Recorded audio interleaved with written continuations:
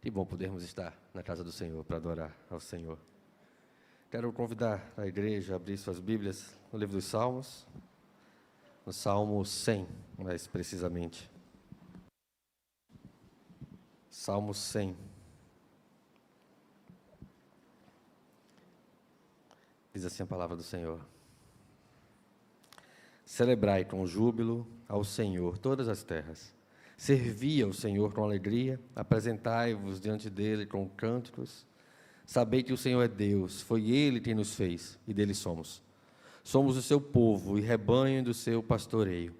Entrai por suas portas com ações de graças e nos seus átrios com hinos de louvor. Rendei-lhe graças e bendizei-lhe o nome, porque o Senhor é bom, a sua misericórdia dura para sempre, e de geração em geração a sua fidelidade. Aqui. Queria convidar as crianças que aqui ainda estejam, algumas já subiram, mas nós vamos orar com elas e por nós também. Vamos fechar nossos olhos, vamos adorar o Senhor em oração. Pai bendito, todo-poderoso Deus, nós nos colocamos diante do Senhor, Pai, certos de que a Tua graça e misericórdia cobriu a multidão dos nossos pecados, senão nós não poderíamos nos achegar a Ti. Não seríamos atraídos pelo Teu amor, Pai. Ó Deus, aplica em nossos corações a alegria da salvação, de modo que tenhamos contentamento, tenhamos verdadeira alegria de estar na Tua casa, congregados, reunidos em torno da Tua palavra, para adorar o Teu nome. Ó Pai, que o Senhor possa nos ensinar nas Escrituras, Senhor, e que as palavras dos meus lábios e o meditar do meu coração sejam agradáveis na Tua presença. Tu és a nossa rocha, Tu és a nossa salvação, socorro sempre próximo. Tu és o nosso lugar mais seguro, nosso castelo mais forte. A Ti, Senhor, nós louvamos, adoramos em nome de Jesus. Amém. Amém. Meus queridos, o tema central do Salmo 100, claramente, ele trata de adoração. Uma adoração alegre, uma adoração grata no Senhor.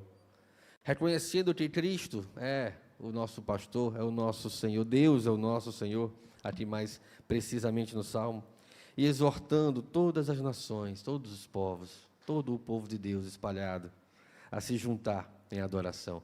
É um salmo de condução à adoração, condução ao templo, à reunião congregacional de louvor ao Senhor. Algumas Bíblias trazem ainda um título, Hino de Ingresso ao Templo, e é bem aplicado este título, sendo esse um salmo de ação de graças. Graças a Deus, porque podemos nos achegar na presença dEle. Graças a Deus, porque podemos nos reunir em torno da Sua palavra. Não há prazer maior no coração do crente do que o privilégio de poder se reunir em torno da palavra do Senhor. Tenho certeza que a vida pode nos oferecer vários prazeres, vários momentos de contentamento, mas nenhum deles pode se comparar a podermos estar reunidos para adorar o Criador e o Salvador das nossas vidas. Não somos naturalmente bons com gratidão, isso é verdade. Naturalmente nós somos inclinados a desprezar gratidão por coisas que nós consideramos triviais, coisas do dia a dia, que nós não percebemos muitas vezes a boa mão do Senhor a conduzi-las. Nós somos seletivos e na maioria das vezes até ingratos em relação a tantas coisas que temos recebido de Deus. O Salmo traz uma percepção clara de como nós devemos ter o nosso coração contente, como nós devemos ter ânimo de poder estar na casa do Senhor. Agradecidos, então, por tudo que Deus nos tem dado, sabendo que Deus faz com que todas as coisas, Ele conduz com que todas as coisas cooperem para o nosso bem. E nem sempre todas essas coisas são coisas alegres e doces, às vezes são providências amargas. E por isso nós somos muito mais prontos a agradecer por aquilo que nos faz sentir atendidos por Deus, como alguém que nos dá algo que nós queremos. E não costumamos ter muito contentamento genuíno nas demais coisas que Deus nos tem dado, de como Ele tem conduzido a nossa vida, como Ele tem forjado o nosso coração, com tantas circunstâncias boas e não tão agradáveis, mas que nos tem servido para formar o nosso caráter e um coração consciente da nossa dependência dEle. Aplicar o chamado ao louvor e gratidão ao Senhor envolve termos uma compreensão de uma cobertura abrangente de todas as áreas de nossas vidas. Deus está cobrindo, conduzindo, guardando-nos em todas as áreas de nossas vidas. Não só naquelas que nós consideramos eclesiásticas, as coisas da igreja. Não, Deus também se envolve nos nossos negócios lá fora. Deus também se envolve nos nossos negócios, no nosso lar. Ele está nos cobrindo toda a nossa vida, a inteireza dela, para conduzir a nossa vida e o nosso coração da maneira que lhe agrada. É um convite, então, esse salmo, a vivermos conscientes da bondade do Senhor e nos alegrarmos nela. Conhecermos a bondade do Senhor e experimentarmos e provarmos dela para sempre. Esse é um propósito intrínseco à nossa realidade em Cristo Jesus. Sua fidelidade, sua pronta resposta às nossas orações, mesmo que não seja a resposta que nós gostaríamos de ouvir. A adoração do crente deve cobrir todas as circunstâncias de suas vidas, assim como o Senhor as cobre. Eu queria chamar a atenção dos versos 1 e o verso 2 desse salmo, e nós vamos então discorrer sobre cada um desses trechos de verdades profundas que o salmo nos traz e nos ensina sobre adoração e louvor. Diz os versos 1 e 2: celebrai com júbilo ao Senhor todas as terras, servi ao Senhor com alegria, apresentai-vos diante dele com cântico. O salmo que trata de como a promessa de Deus a Abraão, em que nele seriam benditas todas as famílias da terra, então está aqui aplicada, porque todos conhecerão o Senhor. Alguns rejeitarão, porque seu coração não foram conduzidos à adoração pelo amor de Deus, mas muitos serão achegados a Deus, porque Deus fez com que Cristo morresse pelos seus pecados. Esse salmo ele vai destacar então a natureza jubilosa, alegre e contente da adoração, com a qual nos move a vir para a igreja, com a qual nos move a estarmos juntos aqui reunidos. Como é precioso o tempo na presença do Senhor. Os crentes são chamados então a servir ao Senhor, mas não servir de maneira angustiada, não servir de maneira afadigada, então comprometida apenas com o ativismo ou com a atividade na qual nós estamos servindo. Nós somos chamados a servir com cânticos, a servir com alegria, a servir de coração, e não apenas exteriormente, não apenas pela tarefa, pelo cumprimento exitoso da tarefa, como se fôssemos pagos por algum mérito que tenhamos em servir a Deus. Essa ênfase na alegria da adoração, ela é semelhante também ao ensinamento de Paulo, lá em Filipenses, no capítulo 4, verso 4, quando ele diz: alegrai-vos sempre no Senhor, outra vez vos digo, alegrai-vos. Lembremos que Paulo, quando ensina isso, quando escreve aos Filipenses, ele está tratando de um problema na igreja. Ele vai dizer: olha, não está do jeito que vocês queriam, não está nem do jeito de Evódia, nem do jeito de Síntique, está diferente, mas a alegria de vocês precisa estar no Senhor, e não em satisfazer as suas próprias vontades pessoais e particulares. A alegria de vocês precisa estar no Senhor. Muitas vezes estar na igreja não é o lugar perfeito que nós achamos que ela deveria ser. Muitas vezes não é a igreja do modo como nós achamos que ela deveria ser. Mas ela é como Cristo tem feito. Ela é como o Espírito Santo tem conduzido e tratado e formado para a glória do seu nome. Alegrai-vos sempre no Senhor. Outra vez vos digo, alegrai-vos. Paulo lembra aqui a igreja de Filipos que, apesar de eles não serem perfeitos, Deus é perfeito.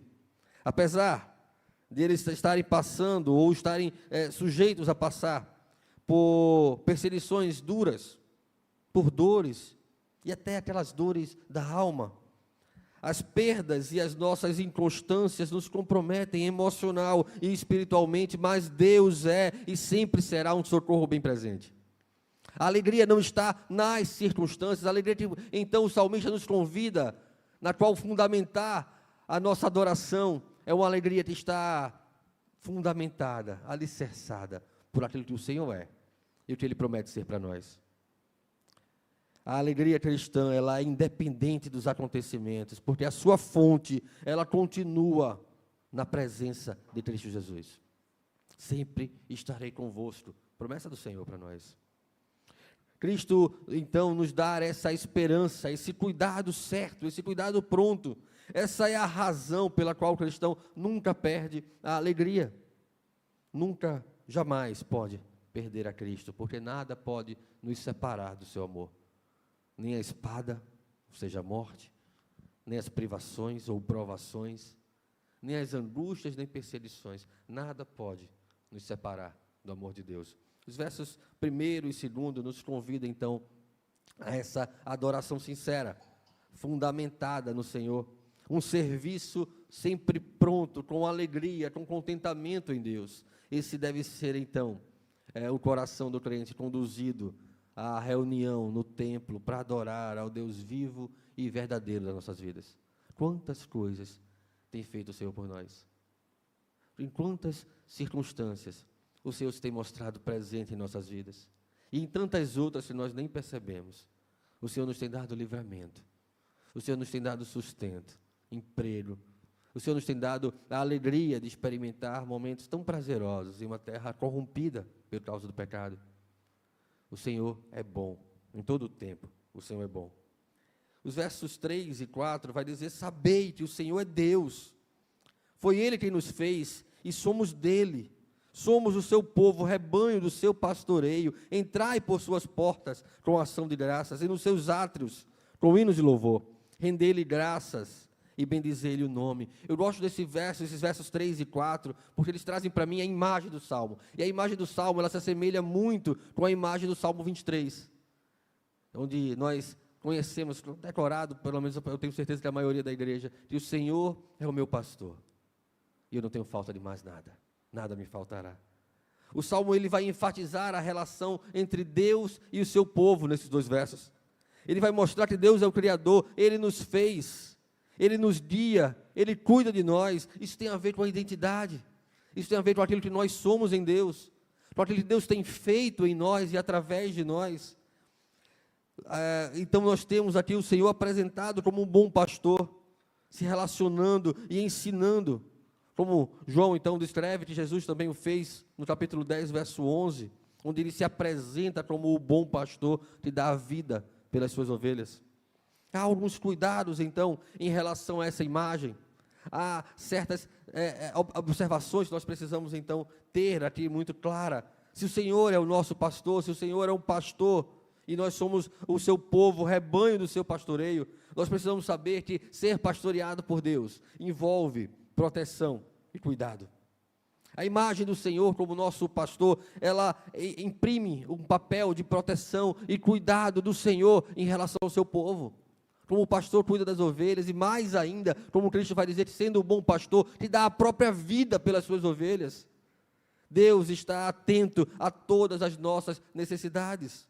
Ele nos guia com amor, Ele nos conduz a pastos verdejantes, mas também está do nosso lado, num vale escuro como a sombra da morte. Porque se o Senhor é o meu pastor, nada me faltará. Mas há uma outra observação importante: se Deus é o nosso pastor, nós temos condução e orientação. Nós somos rebanho do seu pastoreio, e então esse pastor tem nos conduzido para perto dele, nos conduzido e orientado em nossas vidas, em coisas importantes em nossas vidas. Como pastor, Deus também nos conduz pelo caminho certo. Ele nos guia e nos ilumina na sua palavra. Ele não apenas nos fornece abrigo, não apenas nos fornece cuidado e proteção, mas também nos orienta em cada passo. Nós temos as Escrituras, a palavra do Senhor, a boca do Senhor.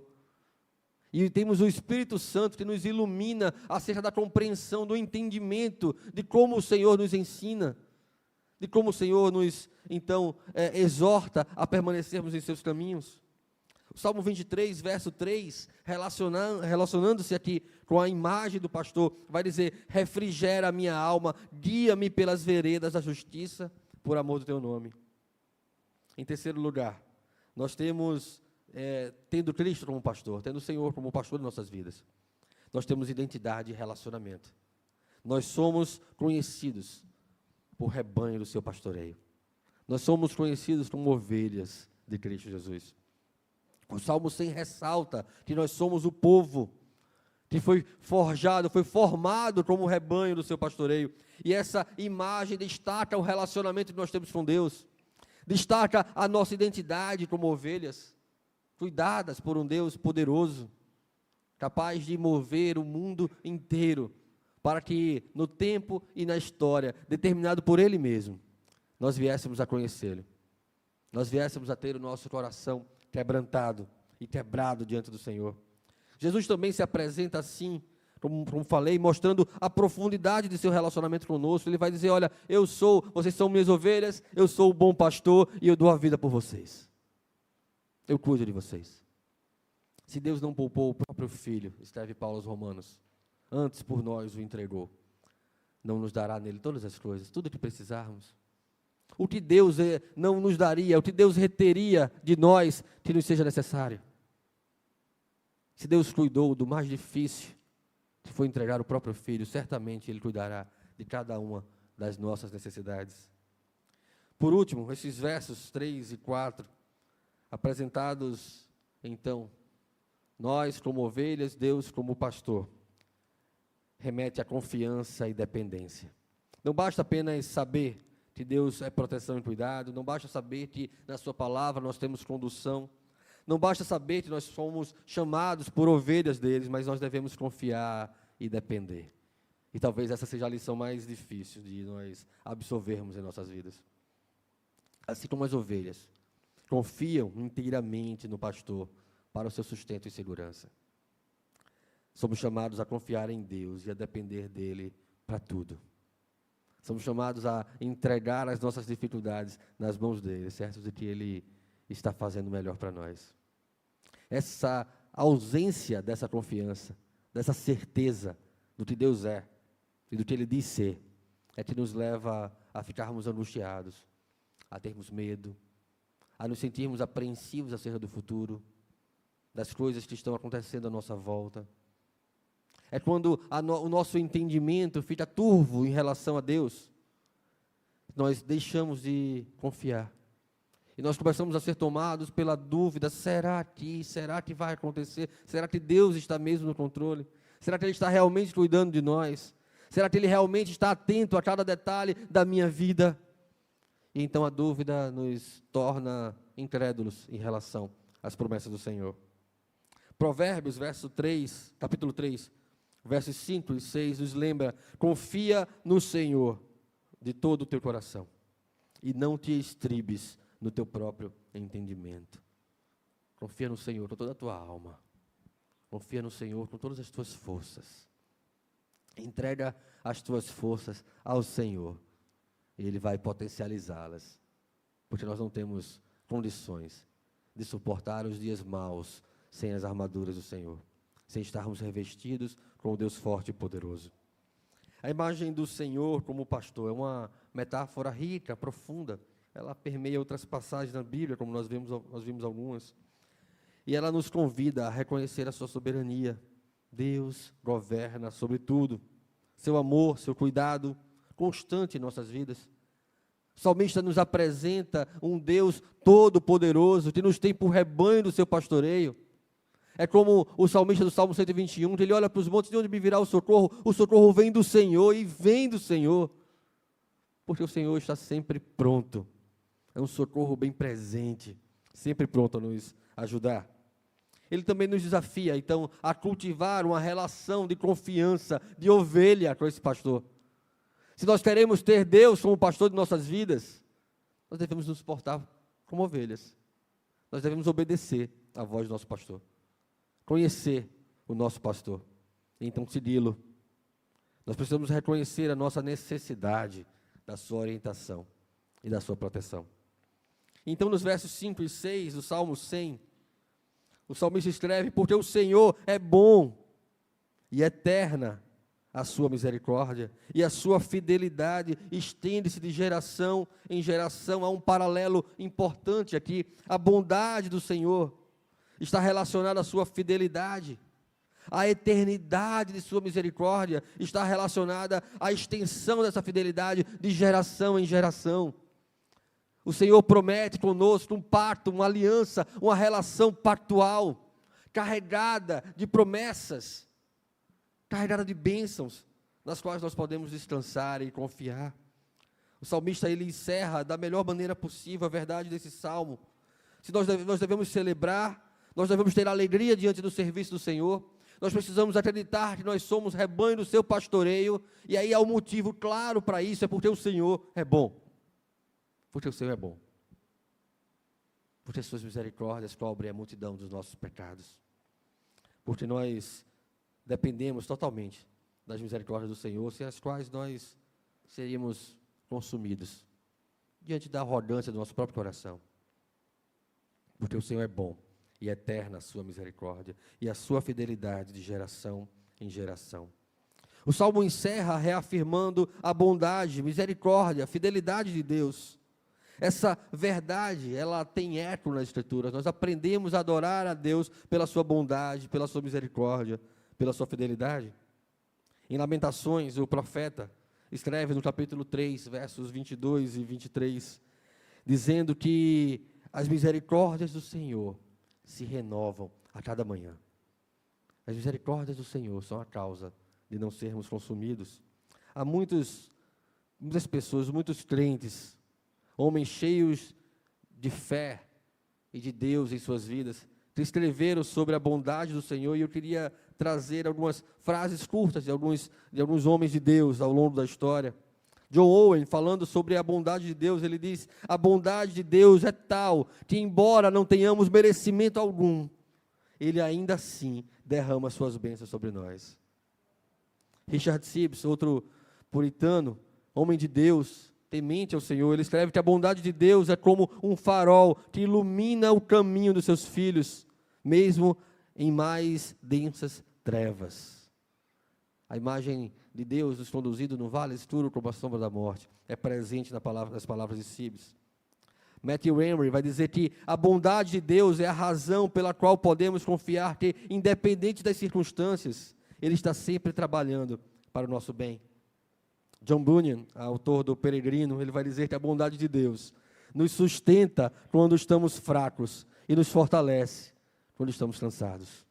Quantas vezes nós nos encontramos cansados, tão afadigados, tão preocupados, enfadados, como a gente costuma dizer, bem no pernambuquês. John Flavel, ele vai escrever que a bondade de Deus é como um rio que flui suavemente em meio ao deserto da vida, dando vida, fertilidade em tudo que toca. Assim é a bondade do Senhor, poderosa para nos tirar do império das trevas e nos transportar para o reino dos filhos do seu amor. Os últimos versos do Salmo 100 aplica essa bondade não só a nós, mas ele diz que a bondade do Senhor se estende de geração em geração. Nós podemos facilmente aplicar esses versos e a verdade profunda desse salmo, a bênção da relação pactual, da família nesta relação pactual, de geração em geração. Esses versos, então, eles parecem encapsular a essência do caráter divino, revelando sua infinita misericórdia, sua infinita bondade, sua infinita fidelidade. É eterna a fidelidade do Senhor, é eterna a misericórdia do Senhor. Não há pecado que nós tenhamos cometido em nossas vidas, que a misericórdia do Senhor não possa cobrir, e não é só cobrir os do passado, mas cobre eternamente aquilo que nós fizemos. Porque onde abundou o pecado, superabundou a graça do Senhor. A afirmação de que o Senhor é bom e eterna a sua misericórdia e a sua fidelidade, então transcende o tempo e a circunstância. A bondade do Senhor, ela não está limitada ao nosso passado, mas cobre toda a nossa vida. A bondade de Deus é o alicerce da nossa confiança. Ela nos inspira a render graças ao Senhor. Esse é o motivo aplicado aqui pelo salmista. Nós rendemos graças ao Senhor, nós servimos com alegria, nós nos apresentamos a Ele no culto com cânticos, porque o Senhor é bom. Porque o Senhor é bom, senão não estaríamos aqui reunidos nessa manhã. Sua fidelidade é o alicerce sólido sobre o qual nós podemos construir as nossas vidas espirituais. Mas como nós podemos viver esse chamado ao louvor e gratidão? Eu queria trazer algumas aplicações para que nós pudéssemos então guardar isso em nossas vidas, para que nós pudéssemos então aprender como nos dirigir ao culto e como a verdade da bondade do Senhor nos move à adoração do culto congregacional. Primeiro, ela deve nos levar a um culto pessoal. A bondade do Senhor, a fidelidade do Senhor deve nos levar a um culto pessoal. Reserve momentos regulares em suas vidas. Tenha tempo de adoração pessoal com Deus. Isso pode incluir orações de gratidão, meditação na palavra e louvor. Mantenha um coração agradecido. Tente perceber como Deus tem sido bom nas suas vidas. Tente perceber em cada detalhe das suas vidas como Deus é bom. E só isso já será suficiente a levá-lo à adoração, ao louvor e à gratidão. Mas também participe da adoração comunitária. Envolva-se com a igreja. Envolva-se com a adoração congregacional, com os grupos de estudo bíblico. Participe dos ministérios da igreja. Veja como Deus também age através de pessoas. E como Deus pode agir através da sua vida, abençoando pessoas. Isso também nos levará a uma gratidão genuína. Participe dos cultos, louve ao Senhor, com interesse de coração. Aquieta o coração das coisas ordinárias dessa vida. O culto, o domingo, é o dia que o Senhor separou para a sua adoração. Não para andarmos preocupados com como vai ser segunda-feira. Deus já preparou a segunda-feira para nós. Nos preocupemos com o que nós estamos fazendo aqui. Tenhamos o coração inteiro diante do Senhor. Pratiquem gratidão. Terceira aplicação, cultive, pratique gratidão. Aplique isso em suas vidas cotidianas, seja grato. Tenha contentamento no Senhor, tenha alegria no Senhor. Tenha uma rotina diária de agradecer a Deus pelas coisas que Deus fez. Reconheça como Deus é bom na sua vida, todos os dias. Deus tem sido bom na sua vida. E por último, aplique isso ao seu testemunho pessoal. Compartilhe sua experiência, compartilhe o que Deus fez na sua vida com outra pessoa. Ela pode ser levada a perceber o quanto Deus tem feito na vida dela também. E isso vai nos levar a render graças ao Senhor, a nos apresentarmos diante dEle com canto, como igreja reunida diante do Deus maravilhoso que Ele é. Em último lugar, talvez a aplicação mais difícil sobre gratidão é de graças a Deus, mesmo em tempos difíceis, mesmo em dias nublados. Não apenas louvamos a Deus em épocas de alegria, de fartura, mas também em momentos difíceis. Louvemos ao Senhor, porque Ele é bom. Expressar gratidão, mesmo em meios a desafios de nossas vidas, demonstra uma confiança profunda no que Deus é. Demonstra uma confiança profunda na sua capacidade de sustentar o nosso ânimo e os nossos corações. Meus irmãos, a conclusão desse salmo é aleluia. É assim que o salmista encerra. Torna-se um convite, então, a um louvor contínuo, a uma adoração constante. Aleluia.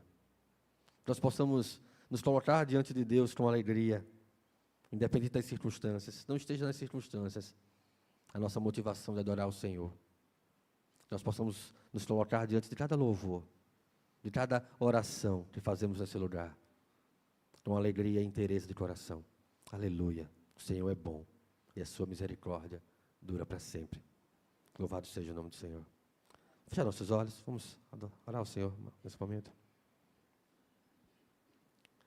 Pai bendito, todo-poderoso Deus, louvado, Senhor, seja o Deus da nossa salvação, porque não somos nada sem Ti, Pai, mas somos tudo em Ti.